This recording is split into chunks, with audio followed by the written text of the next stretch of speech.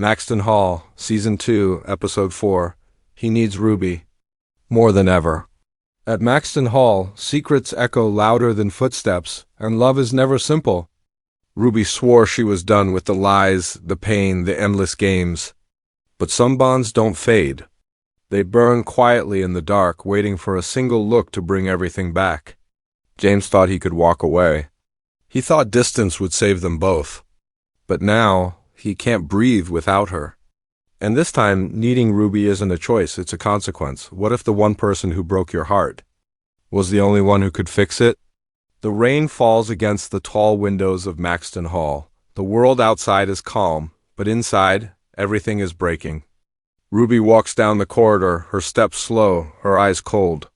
She's learned to hide her feelings now because here, emotions are weapons, and love is the sharpest of them all. James watches her from across the hall. He wants to speak, but the words die before they reach his lips. Too many promises were made, too many were broken. His hands tremble slightly, the way they always do when he's near her. He doesn't want her to see that he still cares. But Ruby already knows. She always knew. The sound of students fades. Only the quiet hum of tension remains. Ruby's friend whispers, "He's looking at you again." Ruby doesn't turn. She just says softly, "Let him." Her voice cracks a little, almost too low to hear. It's the sound of someone trying to stay strong when they're already shattered. James takes a step forward, then stops. He can't tell if he wants forgiveness or just a chance to feel something real again. The camera would move close on his face, eyes full of regret, then cut to Ruby, her stare empty. But her heartbeat loud in the silence, voiceover. Sometimes we push people away, hoping they'll chase us. But what if they stop running after us? And we realize too late that we've lost them? The screen flickers between flashes of the past, Ruby laughing, James smiling, a touch under the moonlight, and the present, where everything feels colder. Then one line cuts through the silence. He needs Ruby. The next morning, Maxton Hall glows under a pale, cold light. Students laugh in small groups, but Ruby walks alone. Every step she takes feels heavy, as if the air itself remembers what happened between her and James. She hears whispers, her name, mixed with his echoing through the hallway walls. It's like the school can't stop talking about him, even when they don't say a word. James sits in class, staring at the empty chair beside him, the one Ruby used to fill. The pen in his hand moves, but his mind drifts somewhere else.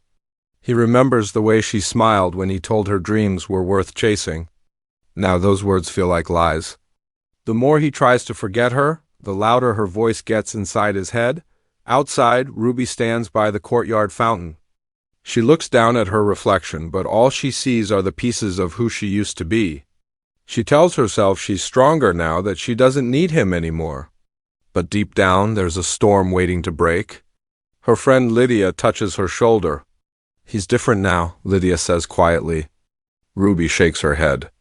"He always says that before he hurts someone again." Cut to James standing by the library window, watching Ruby from afar. His reflection stares back at him, half light, half shadow. Voiceover. When you lose the one person who truly saw you, the silence becomes unbearable.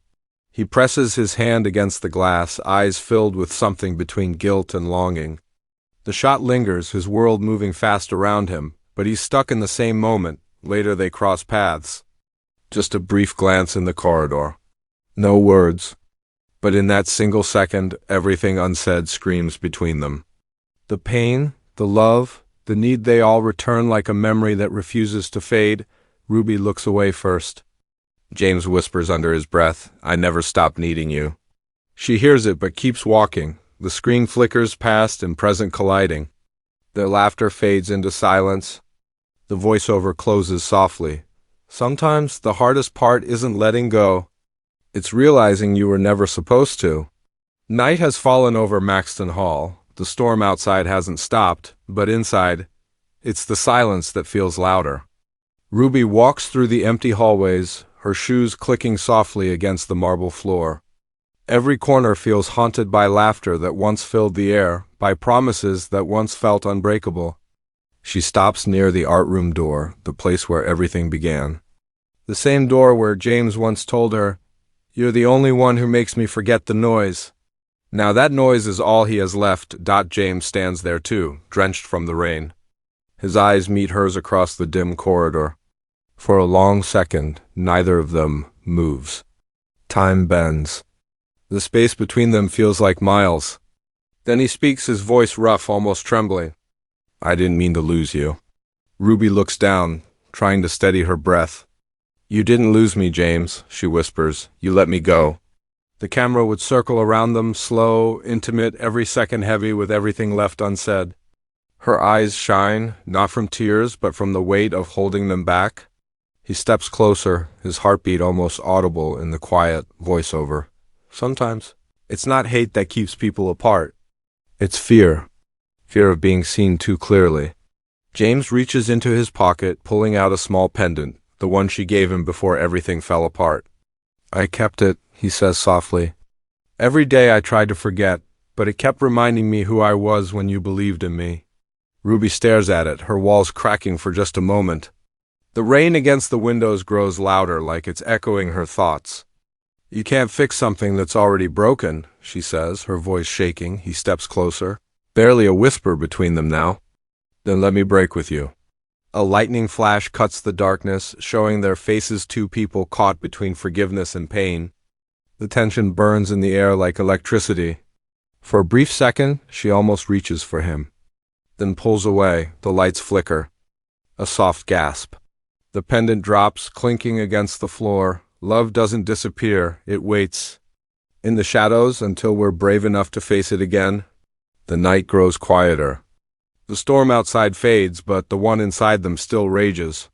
The halls of Maxton Hall are empty now, just the sound of rain dripping from the rooftop and the echo of memories refusing to die. The pendant lies on the floor, catching a faint glimmer of light. Ruby stands frozen, her heartbeat louder than the thunder ever was. James kneels, reaching for the pendant, but she steps back. Don't, she whispers, her voice breaking. You can't keep trying to fix the past. James looks up at her, his eyes hollow but alive. I'm not trying to fix it, he says softly. I'm trying to find what's left of us. The camera drifts between them, the space that once held love now filled with everything they never said. The music swells, low and haunting. Flashbacks flicker like broken film, the first touch, the first lie, the first goodbye. Ruby closes her eyes, and for a moment, we see what she sees, every choice that led them here. Voiceover. Some hearts never heal. They just learn to hide the cracks. She turns to leave. Her hand lingers on the doorknob, trembling. James calls out, his voice almost a plea. Ruby, please. She stops, but doesn't look back. You needed me when it was convenient, she says. Now you need me because you finally feel alone. A pause. His voice cracks. No. I need you because you're the only thing that ever made sense. The lights flicker again. The music cuts to silence. We see Ruby's face in half shadow, tears finally falling. She whispers, then why does love hurt this much? Fade to black dot voiceover, soft and lingering, because some stories don't end. They just change the people who live them. Then one final image. A close-up of Ruby's pendant in James's hand. His thumb brushes over it gently. A heartbeat sound rises beneath the silence. Text fades in slowly on screen. Maxton Hall, Season 2, Episode 4. He needs Ruby. More than ever.